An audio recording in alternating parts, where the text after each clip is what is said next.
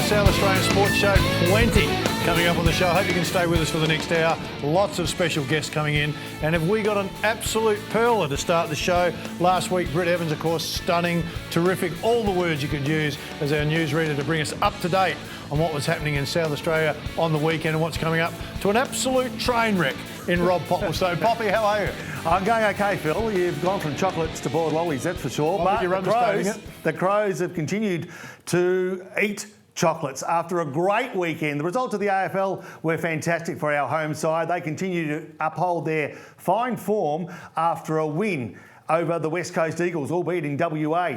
Now, after being 26 points down, can you believe that, at three-quarter time, Adelaide hit back in spectacular fashion with a second-half comeback to down the Eagles for their first loss at home this season. Now, Crows coach Don Pike says the win has instilled confidence for the remainder of the season and for finals after confirming their top four potential. Great news.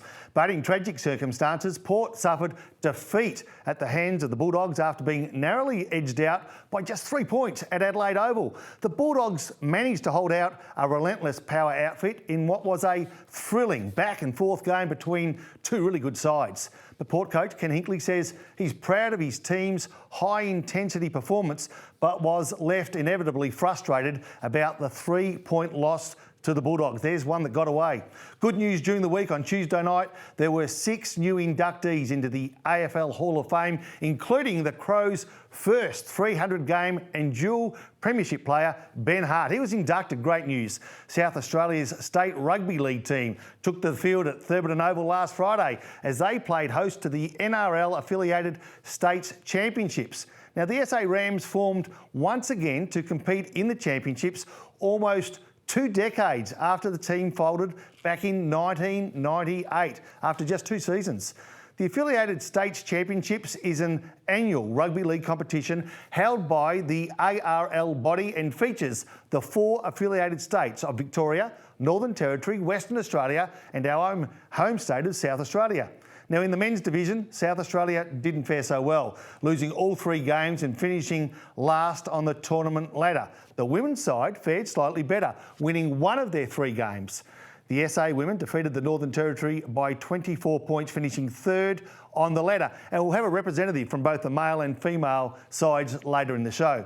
However, Western Australia was the main victor of the 3-day tournament, winning both the men's and women's championship titles, and they both went through undefeated. Good sides.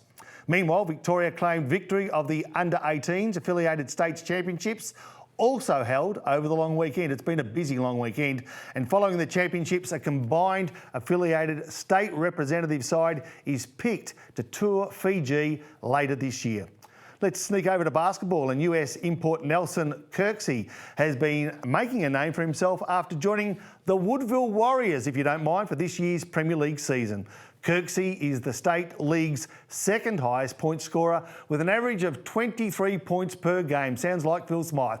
The former US college basketball player has pushed the Warriors to 3rd on the ladder with a 9-3 record.